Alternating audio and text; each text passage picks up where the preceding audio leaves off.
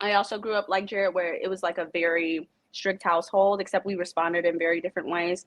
But it was a very, very strict household, and I wasn't allowed to make my own choices. She made all the choices for me, down to like what I wore and where I went, of course, because I was a teenager. But it was like times 10, times 10. And I didn't really get to live out my own choices or figure things out until I got to college, and I went buck wild for what, 2 years, and then after that I started to settle down. And that's why I also empathize with Jared, because I understood where he was. What I should have taken into account is that he was 32 at the time, and that he had plenty of time to adjust and to take responsibility for his own trauma and healing.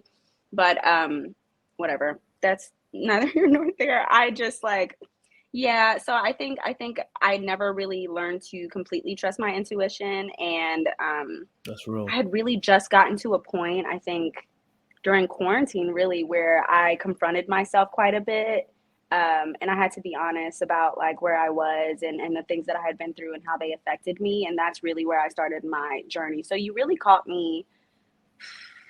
Everyone caught me really like in the middle of my self-awareness journey. So I wasn't quite there. And so I will admit, like I wasn't completely ready yet, because if I was, I wouldn't have chosen Jared. I wouldn't have said yes. But I wasn't ready. I just wasn't ready. And neither was he, clearly. But you live and you learn, man. No, I mean, listen, and that's a real thing, because whenever I talk to people that